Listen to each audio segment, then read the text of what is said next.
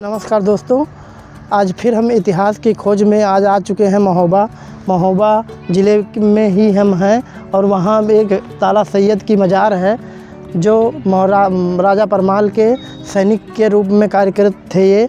और चलिए इनकी कहानी आपको धीरे धीरे आगे बताते हैं। पूरी बहुत वीर योद्धा ये भी थे और चलिए इनके मज़ार पर आपको ले चलते हैं और धीरे धीरे आपको इनकी पूरी कहानी बताते हैं। ये बहुत वीर योद्धा थे, बहुत वीर योद्धा हुआ करते थे उस ज़माने के। आज के कम से कम 1000-1200 वर्ष पहले की बात है ये। चलिए चलते हैं ऊपर की तरफ जीने से, फिर आपको वहाँ दिखाते हैं और सारी कहानी इनकी बताते हैं, क्योंकि ये बहुत वीर योद्धा हुआ करते थे। चलो दोस्तों देखिए, अब हम इतना जीना चढ़ के आए हैं, आपको दिखाई दे रहा होगा चाचा सैयद की मज़ार पर आए हुए हैं। और चलिए अब आगे हमें चलना है, अभी इनकी ज़्यादा बनी नहीं हुई है, कितना ही जीना बना हुआ है। आगे चलते हैं और आपको इनकी हिस्ट्री बताते हैं। ये गोरखपुर के रहने वाले थे। गोरखपुर शहर जो यूपी में पड़ता है, गोरखपुर के रहने वाले थे। और एक कहावत और भी है कि लोग कहते हैं कि होनहार वृक्ष के लंबे लंबे पात, तो वही कहावत सच है कि जो होनहार वृक्ष होते हैं उनके लंबे लंबे पाते होते हैं। ऐसे ही इनकी भी कहानी है कि ये बचपन से ही बहुत होशियार और बहुत ही चतुर और बहुत ही वीर योद्धा थे। इनको धीरे धीरे जैसे भी कोई भी इनके एरिया में कोई भी प्रतियोगिता या कोई भी खेल या कुछ भी होता था, उसमें ये बढ़ चढ़ के हिस्सा लेते थे। और इनकी इसके कारण ही इनका नाम इतना बढ़ा कि बनारस तक जा पहुंचा। तो बनारस के जो राजा थे उन्होंने इनको अपने राज्य में मंत्री सैनिक मंत्री पद का कार्य दे दिया। वहाँ आकर ये जब बड़े हुए तो बनारस आकर ये अपना सैनिक का कार्य सैनिक की देख रेख करने लगे, सैनिक को अस्त्र शस्त्र के चलाना सिखाने लगे। चलिए अब हम आ गए हैं उसी मज़ार पर। पहले इनकी मज़ार का दर्शन करा देते हैं, फिर आगे बताते हैं आपको इनकी कहानी। तो देखिए कितनी चढ़ाई चढ़ के हम आए हैं। देखिए चाचा ताला सैयद, ये वही वीर योद्धा हैं, इनकी कहानी आपको हम बताते हैं। और पहले देखिए सामने आपको कीरत सागर दिखाई दे रहा है, जो इस सागर की बहुत बड़ी कहानी है। और यहाँ एक बहुत बड़ा युद्ध हुआ था, कजरी बन का युद्ध हुआ था। जो कजरी त्यौहार होता है सावन के महीने में, उसमें एक बहुत बड़ा युद्ध हुआ था, जो अभी हम आगे दूसरे पार्ट में आपको इसकी सारी हिस्ट्री बताएंगे, कैसे क्या हुआ था, कैसे हुआ था। और हाँ, लोग बताते हैं कि उसी युद्ध के बाद में यहाँ की रानी मल्हना जो थी, वो पारस पत्थर जो था उसको इसी में फेंक दिया था, क्योंकि उसी पारस पत्थर के कारण कई बार पृथ्वीराज चौहान जो दिल्ली के राजा हुआ करते थे, उन्होंने इस महोबा पर चढ़ाई की। इसलिए उन्होंने उस युद्ध के बाद उस पत्थर को इसी सागर में फेंक दिया। लोग कहते हैं 1-2 बार यहाँ हाथियों को सागर में घुमाया गया तो उनके पाँव में सोना निकला, बस तब से पता नहीं है। और आइए अब आपको इनकी पूरी हिस्ट्री बताते हैं। फिर ये तो बहुत बड़े वीर योद्धा हुआ करते थे। जब ये बनारस में राजा के यहाँ थे, उस वक्त कुछ दिन बाद इनसे राजा से अनबन हो गई और ये वहाँ से चल दिए कन्नौज के राजा के यहाँ, जहाँ ये देखिए रंजन खान जो थे, ये सैनिक के कार्य पर तो वहाँ संभालते थे कन्नौज में। इन्हीं के पास ये आ रहे थे, लेकिन बीच में उत्तर प्रदेश में बीच में एक ज़िला पड़ता है कानपुर में एक गंगा नदी बहती है, गंगा नदी बहती है। उसके तट पर भिठूर का मेला लगता है जेठ के गंगा दशमी को, जेठ दशहरे को बहुत बड़ा मेला लगता है। ये पूरे भारत देश का और विश्व का मेला वो माना जाता है। वहाँ आज भी लोग बहुत भारी तादाद में आते हैं। और उस ज़माने में भी राजा रानियाँ ये बहुत लोग जाया आया करते थे, अच्छा मेला लगता था।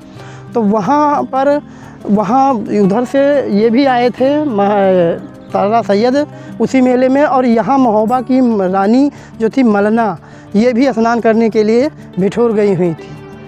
अब वहाँ क्या हुआ कि वहाँ माड़ोगढ़ के राजा के लड़के जो थे करिंगा, वो भी आए हुए थे महोबा, वहाँ माड़ोगढ़ से आए हुए थे वो भी। और जब वो वहाँ से चले थे तो वहाँ उनकी बहन ने उनसे बोला था, इन्होंने बोला था कि बहन आपके लिए क्या लेके आए हैं। तो उन्होंने बोला था कि आप मेरे लिए 9 लखा हार लेके आना। तो उस ज़माने में, आज तो 9 लाख की कोई कीमत ही नहीं है, लेकिन उस ज़माने में 9 लखा हार सब लोगों के पास नहीं होता था। कोई एक ऐसे राजा होते थे जो, जैसे कि महोबा का राजा। ये तो आपको पता ही है कि वो कहावत है बहुत पुरानी कि जो बहारे महोबा की गलियाँ बैठे 7 पुष्ट खाएँ। इतना सोना इतना चांदी उस समय महोबा में हुआ करता था। तो महोबा के रानी के गले में हार वो 9 लखा था और कहीं नहीं था। पूरा मेला उन्होंने ढूंढा लेकिन उनको मिला नहीं। जब नहीं मिला तो उनके मामा जो थे माहिल उससे मिले उस मेले में। तो उन्होंने पूछा, भांजे आप क्या ढूंढ रहे हो मेले में? तो उन्होंने बोला कि हमारी बहन जो थी जिसका नाम था अगमा, अगमा ही नाम था। तो उन्होंने पूछा, हमारी बहन अगमा ने मांगा है 9 लखा हार मामा और मिल नहीं रहा है, कैसे ले जाऊं, वादा करके आया हूं। तो उन्होंने बोला कि ठीक है, अब ये 9 लखा हार कहीं नहीं मिलेगा, लेकिन महोबा की रानी मल्हना आई हुई हैं जिनके गले में 9 लखा हार है, अगर आप उनसे ले सकते हो तो ले लो। तो उन्होंने सोचा कि चलो ठीक है, हम अगर मांगने से देंगी तो देंगी, नहीं युद्ध लड़ लेंगे। उन्होंने ज़बरदस्ती किया, फिर युद्ध के लिए मतलब ज़बरदस्ती घेर लिया और उनका हाथ छीनने लगे।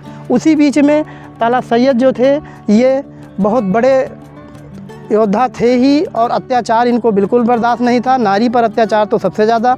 उन्होंने देखा कि ये ज़बरदस्ती कर रहा है तो उन्होंने तुरंत अपनी तलवार निकाली और उससे करिंगा से युद्ध किया और उसको मार भगा दिया। वहाँ से भगाने के बाद में फिर वहाँ से जब रानी मल्ला ने पूछा इनसे, आप कहाँ जा रहे हो? तो इन्होंने बताया कि हम कन्नौज के राजा के यहाँ जा रहे हैं।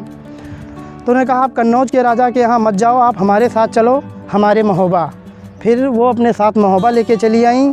फिर यहाँ आकर उन्होंने राजा परमाल से बताया कि वहाँ ऐसी ऐसी घटना हुई थी जिसमें इन्होंने हमारा साथ दिया, हमें बचाया।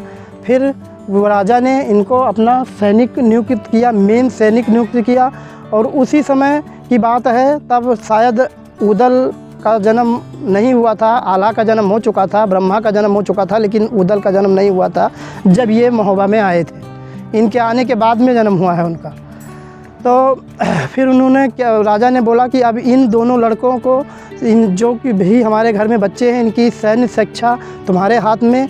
आज से तुम ही देख रेख इनकी करोगे और तुम ही इनकी देख रेख करोगे। इन्हीं की देख रेख में वो आल्हा, उदल और ब्रह्मा, ये तीनों बढ़े और पढ़े लिखे और युद्ध की इन्होंने ऐसी सीख दी कि बहुत बड़े माहिर योद्धा निकले। फिर इन्होंने 52 युद्ध आल्हा उदल के साथ मिलकर 52 युद्ध लड़े। और आल्हा उदल इनको अपना चाचा मानते थे और ये उनको अपना बेटा मानते थे। उनसे आगे कदम इनका रहता था, हर युद्ध में आगे कदम इनका रहता था, पीछे वो चलते थे, आगे ये खुद चलते थे। इतना वो इनको मानते थे। और इन्होंने 52 युद्ध में ज्वाला सिंह जब मछला का हरण हुआ था वो भी युद्ध लड़ा और जीता। और पृथ्वीराज चौहान से तो कई बार युद्ध हुआ, बेतवा नदी पर युद्ध हुआ, कजरी बन का युद्ध हुआ जिसकी कहानी अभी आपको हम बताएंगे। और बहुत से ऐसे युद्ध इन्होंने लड़े और कोई युद्ध ये हारे ही नहीं। सारा युद्ध इन्हीं की मदद से आल्हा उदल जीत के हासिल हुई, कहीं भी हारे नहीं। इतने वीर योद्धा थे। दोस्तों, अब हम चाचा ताला सैयद की इस मज़ार आपको सामने दिख रही है, वहाँ से हम आ गए हैं वीडियो बना के। यहाँ हम आ गए हैं नीचे। अब ये है कीरत सागर जो हमने ऊपर से भी आपको दिखाया था, और हम नीचे आ गए हैं इसके तट पर। और इसके तट से आपको बताते हैं, इसकी बहुत बड़ी कहानी है। यहाँ एक बहुत बड़ा युद्ध हुआ था और यहाँ से जुड़ी बहुत सी घटनाएं हैं। यहाँ की एक घटना, सबसे पहले घटना हम आपको बताते हैं। जब उदल का जन्म हुआ था, उदल का जब जन्म हुआ था उसी समय माहिल के कहने से, माहिल के भड़का देने से उनकी माँ ने उनको इसी कीरत सागर में एक दासी के हाथ फेंकवा दिया था। बचपन जैसे उनका जन्म हुआ था वही 4-5 दिन के थे, तभी उन्होंने उसे एक दासी के माहिल के कहने से, भड़का देने से उन्होंने इसमें फेंकवा दिया था। लेकिन जब दासी वापस महल गई और वहाँ रानी मल्हना के सामने पहुँची, उन्हें रो रो के सारी कहानी बताई कि मैंने इतना होनहार बालक सागर में फेंका है। तब उन्होंने उससे बोला कि आप तुरंत जाओ और अगर उस बालक को लेके नहीं आई तो तुम्हें वापस उसी सागर में हम फेंकवा देंगे। फिर वो आई और इसी कीरत सागर के सामने खड़ी होकर वो कृष्ण की भक्त थी। उन्होंने कृष्ण भगवान से विनती की कि जैसे आपने द्रौपदी की लाज रखी थी, आज वैसे ही हमारी लाज रखो और हमारा लड़का जो हमने आपको अभी सौंपा था उसे वापस कर दो। फिर वो मछली का रूप धारण करके और उस उदल को उन्होंने अपनी पीठ पर लाकर उसके हाथ में सौंपा और फिर लेके जाकर वो महल में गई और माँ की तरह मल्हना ने उन्हें पाला। जैसे लोग कहते हैं कि एक तरफ का दूध ब्रह्मा को पिलाती थी और एक का दूध वो इनको उदल को पिलाती थी, इसीलिए माँ मल्हना वो बोलते हैं, उनको माँ मल्हना बोलते हैं। और फिर उसके बाद सबसे बड़ी कहानी इसकी है कि इसकी लड़ाई जब हुई थी, पृथ्वीराज चौहान से लड़ाई हुई थी, ये सबसे बड़ी कहानी है, ये आपको हम बताते हैं। ये उस समय हुई थी, वो भी मतलब कारण माहिल ही था। पहले तो माहिल ने भड़काया राजा परमाल को और भादों के महीने में आल्हा उदल को परिवार सहित निकाल दिया महल से। उनको निकलवाने के बाद में जब वो महल से यहाँ से निकलवा दिया, वो यहाँ से निकल के चले गए जाके कन्नौज में बसे। वो कन्नौज में उनके मित्र थे, कन्नौज लाखन राणा जो थे वो कन्नौज के थे, वो उनके मित्र थे, उनके यहाँ उन्होंने शरण लिया, वहाँ रहने लगे। लेकिन जब यहाँ से वो चले तो बीच में मलखान ने भी उनको सहारा नहीं दिया था। वो कन्नौज गए मित्र के यहाँ, लाखन राणा के यहाँ, वहाँ उनको सहारा मिला, परिवार सहित वहाँ रहने लगे। और फिर इधर माहिल क्या करता है, माहिल जाके पृथ्वीराज चौहान से बता देता है कि अब महोबा में कोई वीर नहीं है, महोबा इस वक्त खाली है, आप वहाँ युद्ध चढ़ाई करके और महोबा लूट सकते हो। उसकी ये बहुत तमन्ना थी कि हमें महोबा लुटवाना है। उसने फिर महोबा उसको भड़का के मना के किसी तरीके से युद्ध के लिए चढ़ाई कर दी। फिर क्या नाम है उसका, पृथ्वीराज चौहान राजा जो दिल्ली के हुआ करते थे, उन्होंने अपनी सेना लेकर 1.25 लाख सेना लेकर वो यहाँ चढ़ाई किया और महोबा को चारों तरफ से घेर लिया। जब महोबा को चारों तरफ घेर लिया, उन्होंने एक पाती लिखी और पाती में उन्होंने सात वो मांग मांगी थी। अब सारी हमें नहीं मालूम है, लेकिन जो मालूम है वो हम आपको बताते हैं। पहली मांग उन्होंने मांगी थी कि पारस पत्थर, दूसरा उनके पास एक उड़न खटोला और एक वो ब्रह्मा का जो था बछेड़ा था, वो भी उड़ता था, घोड़ा जिसको बोलते हैं। और तीसरा उन्होंने मांगा था खजुहागढ़ की बैठक, चौथा उन्होंने मांगा था ग्वालियर की राजधानी और पाँचवा उन्होंने अब नहीं इतना याद आ रहा है भाई, जो है वो बताते हैं। 7वां उन्होंने मांगा था चंदावल का डोला, जो उनकी लड़की चंद्रावली थी उसका डोला मांगा था उन्होंने। जब ये पत्र रानी को पता चला तो रानी को बहुत दुख हुआ कि आज हमारे घर में कोई योद्धा नहीं है, कोई वीर नहीं है लड़ने वाला, तो इन्होंने चढ़ाई कर दी है। जबकि इन्होंने ब्रह्मा की शादी उन्हीं के लड़की से हुई थी। उन्होंने इसका जवाब भी दिया। बहुत बड़ी कहानी है, वीडियो बहुत बड़ी हो जाएगी अगर हम पूरा बताएंगे, आगे बताएंगे कहीं आपको। फिर उन्होंने क्या किया कि अब हम कैसे बुलाएं आल्हा उदल को, बिना आल्हा उदल के आए कोई हमारा लाज राख नहीं सकता है, बचा नहीं सकता है। उन्होंने फिर माँ मैहर देवी को वो मानती थी, उन्होंने उनको सुमिरा, उनको बुलाया, उनकी पूजा पाठ की, वो आई प्रकट हुई। फिर उन्होंने बोला अब आप माता जी जाओ यहाँ से जगनेरी। तब यहाँ से जगनेरी गई। जगनेरी का जो राजकुमार था जागन सिंह, वो इनका भांजा था। जगनेरी माँ गई और उन्होंने वहाँ बताया कि ऐसी घटना वहाँ हुई है और क्या नाम है, पृथ्वीराज चौहान ने चढ़ाई कर दी है, पूरा महोबा घेर रखा है और ऐसे घेर रखा है कि एक चींटी बाहर ना आए, कोई बता भी नहीं सकता है, जा भी नहीं सकता है बाहर। तो उन्होंने जब वहाँ बताया तब उन्होंने सेना वहाँ से लेकर गए रिजगिर, वहाँ कन्नौज गए। कन्नौज से फिर रिजगिर में ये बसे हुए थे। कन्नौज के राजा जो थे उन्होंने रिजगिर की राजधानी थी, वहाँ उनको बसा रखा था आल्हा उदल को। रिजगिर गए, फिर वहाँ उन्होंने पूरी कहानी बताई। माता जी ने भी स्वप्न दिया, लेकिन जब इस बात को उदल को पता, उदल तो तैयार हुए, लेकिन आल्हा को जब पता चला तो उन्होंने साफ इनकार कर दिया कि हम नहीं जाएंगे, उनके शरण में नहीं जाएंगे, उनकी रक्षा करने नहीं जाएंगे, क्योंकि उन्होंने उस समय हमें निकाला था जिस समय भादों का महीना होता है, भादों के महीने में निकाला था, सावन भादों के महीने में घर से निकाल दिया था।